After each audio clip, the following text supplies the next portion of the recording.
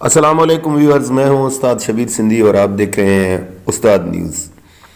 Viewers, Pakistani نوجوانوں اور خواتین کے لیے بینک سے قرض حاصل کرنا کس حد تک مشکل ہے، آج کی اس ویڈیو میں اس کا ہم جائزہ لے رہے ہیں۔ پاکستان میں ایک نوجوان، خاص کر کسی خاتون کے لیے بینک سے قرض کا حصول کس حد تک مشکل ہے، اس کا اندازہ مجھے ایک دوست کی بات کا سن کر ہوا۔ وہ بتاتی ہے کہ میں نے قرض حاصل کرنے کے لیے مختلف بینکوں سے رجوع کیا، کسی بینک سے بھی واضح انداز میں یہ معلوم نہ ہو سکا کہ قرض فراہم کرنے سے متعلق بینک کی اصل پالیسی آخر ہے کیا، جیسا کہ شرح سود کیا ہوگی اور قرض واپس کرنے کی اقساط کیسے ہوں گی اور ان پر چارجز کتنے ہوں گے وغیرہ وغیرہ۔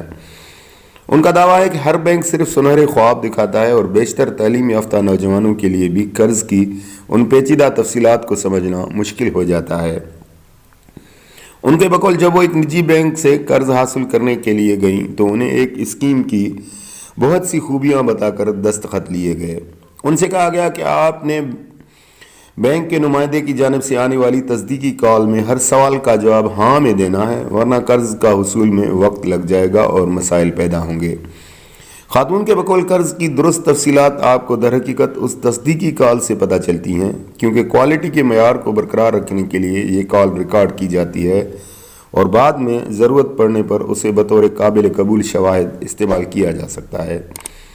وہ بتاتی ہیں کہ انہیں اس کال سے معلوم ہوا کہ جس اسکیم کے تحت مجھے قرضہ دیا جا رہا ہے اس میں شرح سود دراصل دگنی تھی۔ پاکستان میں بینک سے قرضے کا حصول کتنا مشکل ہے، یہ جاننے کے لیے بینک کے شعبے سے وابستہ چند ماہرین کی بات سنتے ہیں۔ اسد رضا اسلام آباد میں بینک کے شعبے سے گزشتہ 13 سال سے وابستہ ہیں اور ایک نجی بینک کے ایریا ہیڈ بھی ہیں۔ ان کے مطابق ہر کمرشل بینک دو قسم کے قرض دیتا ہے، نمبر 1 کنزیومر لون اور number 2 naan consumer loan. Consumer loan سے مراد چھوٹے قرض ہیں جو ایک بینک اپنے صارفین کو نیا کاروبار شروع کرنے، پہلے سے موجود کاروبار کو وسعت دینے یا کسی شعبے میں سرمایہ کاری کے لیے دیتا ہے۔ اس میں گاڑی کی خریداری، کریڈٹ کارڈ یا گھر کی تعمیر کے لیے بھی قرض کی فراہمی شامل ہے۔ نان کنزیومر لون میں پیسوں یا کیش کی صورت میں مالی معاونت نہیں کی جاتی، بلکہ بینک کسی بھی کاروباری لین دین کے سلسلے میں اپنے صارف کی طرف سے ضمانت یعنی گارنٹی فراہم کرتا ہے۔ عمومی خیال یہ بھی ہے کہ اگر کسی نے 12% شرح سود پر بینک سے 1 لاکھ قرض لیا ہے تو اس کا مطلب یہ ہے کہ انہیں کل 1,12,000 بینک کو واپس کرنے ہوں گے، مگر یہ بات اتنی سادہ نہیں جتنا زیادہ تر لوگ سمجھتے ہیں۔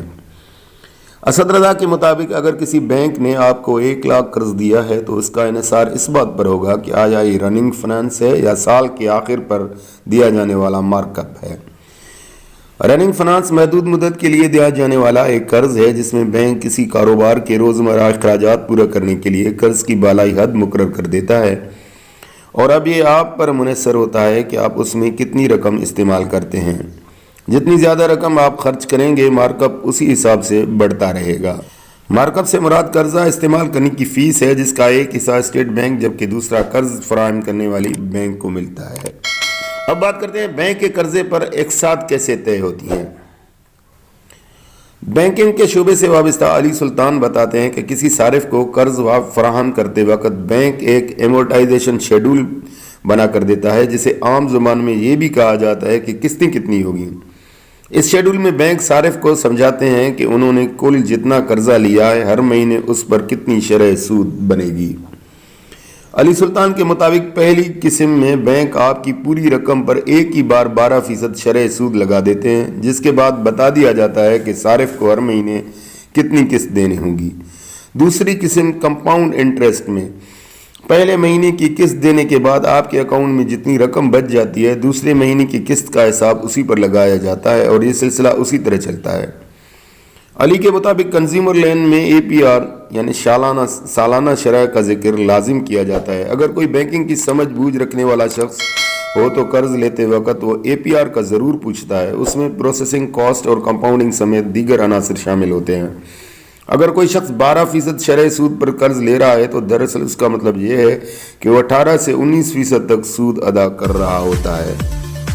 ویڈیو اچھی لگی ہو تو اسے لائک کریں، چینل کو سبسکرائب کریں اور ساتھ ہی بیل بٹن کو بھی دباتے ہیں۔ ملتے ہیں انشاءاللہ نیکسٹ ویڈیو میں۔ اللہ حافظ۔